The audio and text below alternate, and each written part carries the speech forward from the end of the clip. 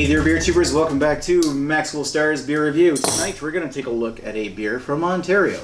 We're going to take a look at something, it's new here from Mill Street, but I think it's been up in Ontario for some time now. I had a chance to try it at Buyout Rhino's Beer Festival there in 2014, so at least I remember seeing it there. I didn't try it because it was an amber lager. It didn't seem as interesting as some of the other stuff.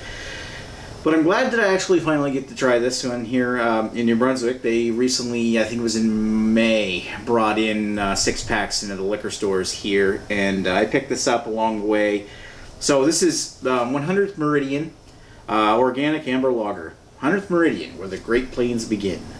5% ABV, it's an organic beer, so it's kind of like their organic lager, except for this is an amber lager. This is brewed with organic Prairie malt and Bravo and Cascade hops. Our 100th Meridian Organic Amber Lager is firmly grounded in North American brewing tradition. This flavorful amber beauty is our quintessential American-style craft lager. So yeah, read about our organic certification at millstreetbrewery.com. Yeah, so anybody who's really, hired up on organic beer, for some reason, this is one of them.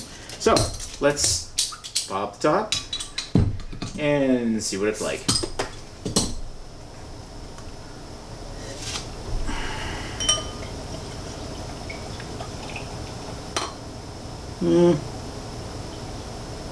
Yeah, yeah,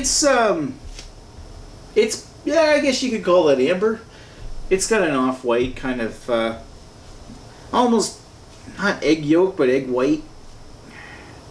It's almost like egg color, but like mixed yolk, not, maybe a little bit brighter than your, a little bit more white than like scrambled egg or something. I'm getting really weird with the egg comments here, so sorry about that. It looks nice. It's got some good head retention. I haven't even poured out the entire bottle.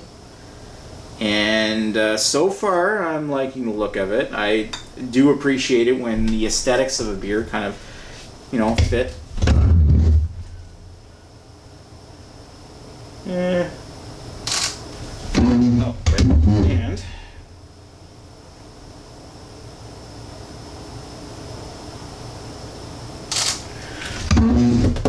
right.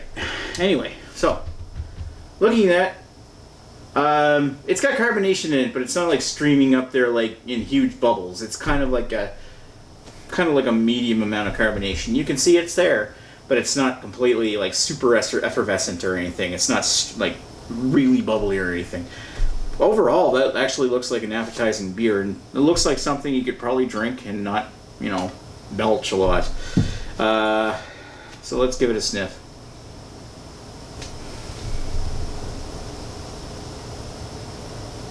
Not a lot. Traces of orange and caramel. Almost like orange toffee or something. It's also very faint. Maybe a hint of like a subtle grassy note. And I realize it's probably Cascade that's doing that, and it's got this slight grapefruity note, but it's a little sweeter than that, and it's almost striking me as orange candy. And there's almost like a hint of wet dog almost in this little airy kind of smell, but I don't mean to say that in a bad way. I'm kind of thinking that it could even be my glass. I just rinsed it out, so smell the tap water or something. Smells good. Let's put this thing down the hatch. Cheers. Ooh. So it certainly comes out hitting with a lot more flavor than the smell implies. It's got taste of like sweet caramel, but not cloyingly sweet. It's like sweet caramel around the tongue, and then it kind of fades into this lingering subtle earthiness, and I mean like dirt earth. It's really, that's earthy in the traditional sense, but it's not cloying. It's not like overpowering. It's a little bit of lingering earth after you've taken a sip, and disappears into a puff of foam, leaving us like a light caramel and a bit of lingering earth.